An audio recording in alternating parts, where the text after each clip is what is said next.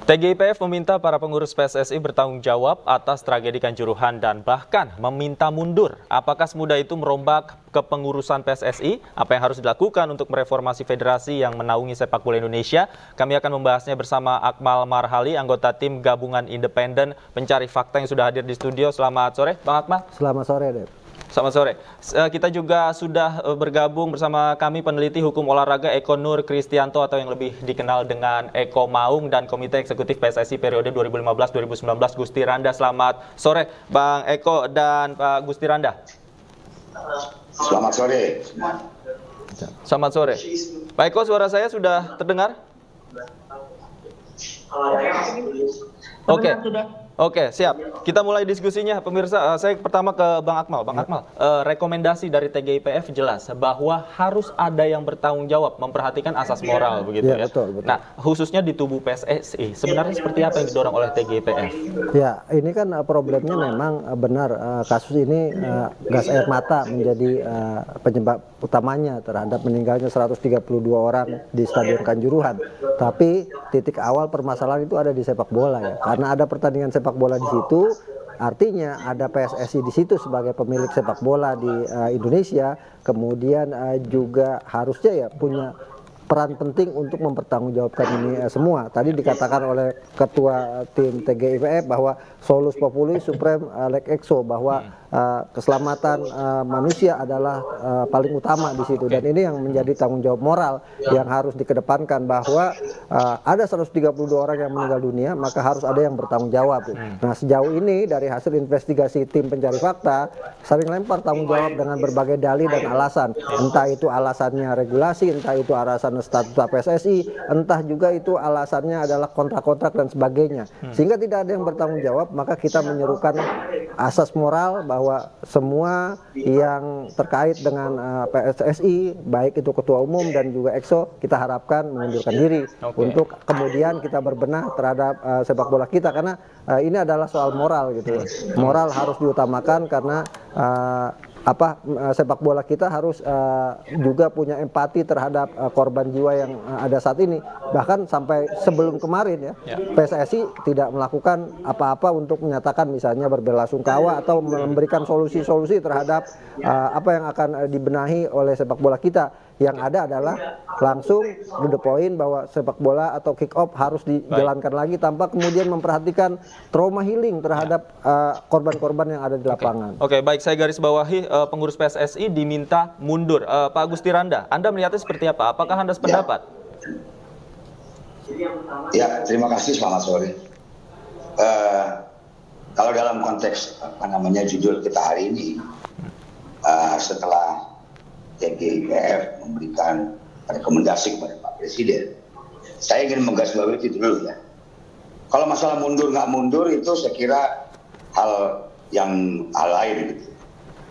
Tapi TGIPF ini menurut saya dengan Kepres ya, kalau tidak salah Kepres ya, artinya mempunyai kekuatan hukum yang kuat, ya, mempunyai kekuatan hukum yang kuat.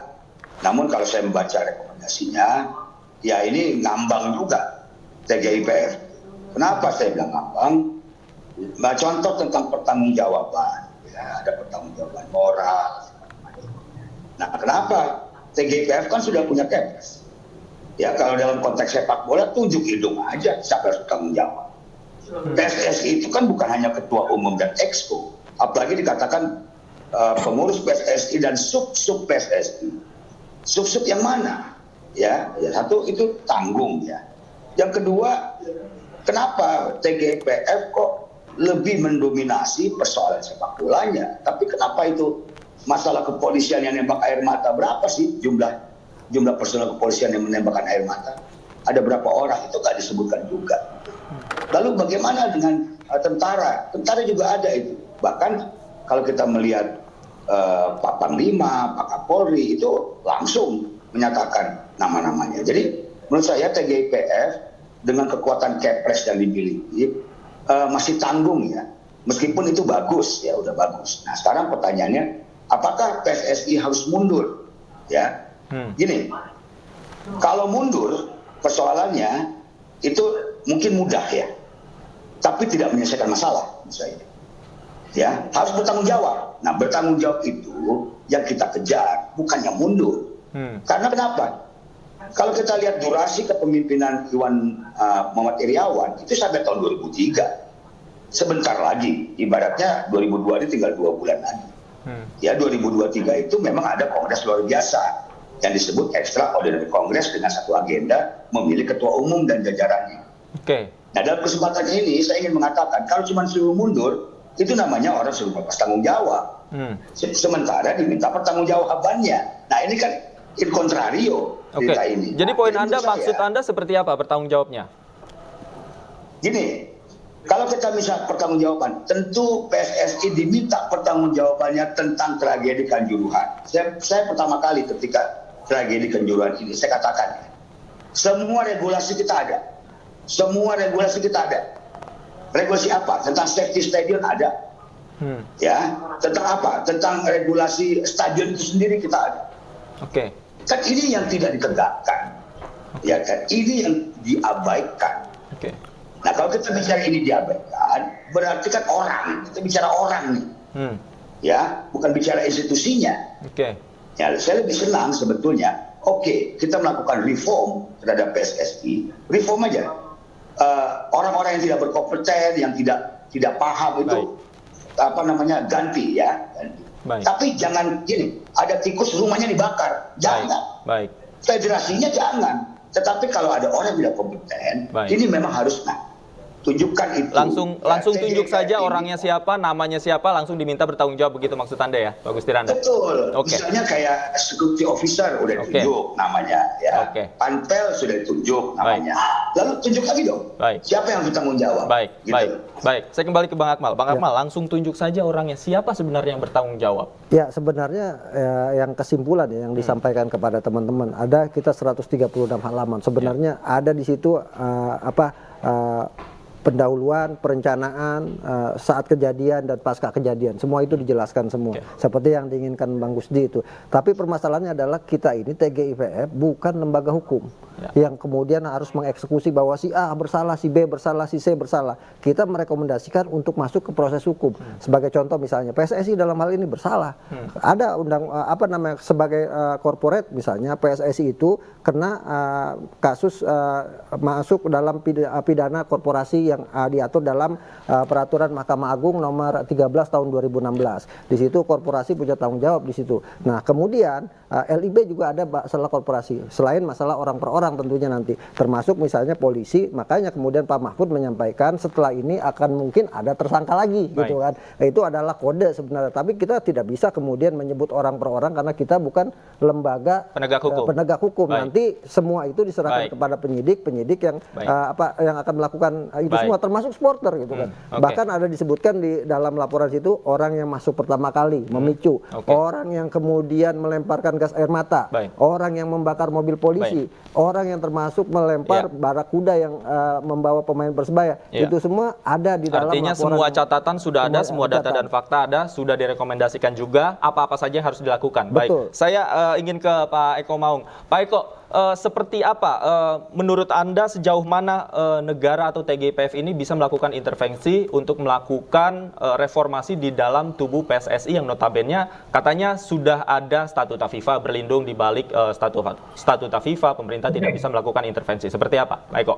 Ya, oke. Jadi ini terlepas dari puas tidak puas ya. Banyak yang nggak puas termasuk Bapak Gustiranda ya. Tapi secara umum saya melihat bahwa hasil kerjaan dari tim ini udah cukup komprehensif ya, karena ini menyentuh 3 aspek: moralitas, lalu juga pertanggungjawaban pidana, dan juga pertanggungjawaban terkait hal-hal prosedural. Jadi udah oke ya. Dan sebetulnya eksekutornya ya memang bukan tim ini, tapi institusi yang diberi rekomendasi. Makanya ini ada setingkat Menko ya, Pak Mahfud MD. Nah, dari mulai logika seperti ini, akhirnya kan kita ngomong nih, PSSI, intinya kan PSSI dinyatakan bersalah, harus bertanggung jawab. Perombakan oke, itu suatu keniscayaan. Tapi tetap yang jangan dilupakan adalah untuk merombak PSSI ya, ini tetap harus melalui cara-cara konstitusional. Dalam artian yang dikatakan oleh Prof. Mahfud betul gitu. Memang tim ini bahkan pemerintah nggak bisa memaksa mundur Pak Iwan Bule, mengganti Pak Iwan Bule nggak bisa gitu. Yang bisa dilakukan adalah mendorong adanya kongres luar biasa, karena untuk pergantian ketua umum memang harus melalui kongres luar biasa. Nah, para voters ini dong, makanya kalau misalkan mereka masih susah gerak, ya gimana caranya pemerintah mempengaruhi saja. Pemerintah kan punya kekuatan, punya power gitu, punya jaringan, punya relasi. Nanti Bang Akmal nih teknisnya, gimana sih cara mempengaruhi voters ini untuk segera melakukan kongres luar biasa. Kalau dilakukan melalui kongres, nggak ada intervensi, ya itu konstitusional. Oke, artinya yang harus didorong adalah melalui kongres luar biasa tadi menurut Anda? Iya, melalui kongres luar biasa itu harus dilakukan. Jadi nggak bisa pemerintah tidak menghendaki kepengurusan yang sekarang lalu merombak memaksakan kehendak, tidak bisa. Oke, bagaimana mekanismenya kemudian dari rekomendasi TGIPF kemudian bisa berujung pada kongres luar biasa? Seperti apa? Ya saya pikir kalau secara teknis banyak ya, tadi makanya mempengaruhi ya melalui pengaruh-pengaruh orang-orangnya pemerintah dan lain sebagainya. Tapi yang jelas pemerintah tidak boleh terlibat langsung. Mungkin untuk tahap pertama untuk mundur ya, proses mundur juga itu ya harus konsolidasi gitu. Saya kan masih nggak tahu nih Pak Iwan Bule menghendaki nggak mundur gitu. Karena apa? Karena yang namanya mundur itu bukan sanksi hukum, itu tentang moral ya. Kalau kemarin kan ada petisi-petisi yang meminta ketua umum PSSI mundur ya, mungkin bisa diabaikan karena itu mungkin tentang persepsi. Tapi sekarang ini kan desakan mundurnya hasil kerjaan dari tim gabungan independen. Tentu saja walaupun sama-sama diminta mundur, yang sekarang ini lebih legitimate sebetulnya. Apalagi yang memerintahkan tim ini dibentuk adalah Bapak Presiden langsung. Ya masa iya gitu ya, tim bentukan Pak Presiden ingin ketua umum dan jajarannya mundur, masa diabaikan? Baik. Saya ke Mas Gusti Randa. Mas Gusti, Anda setuju bahwa ini harus didorong dalam kongres luar biasa agar tercipta reformasi di tubuh PSSI?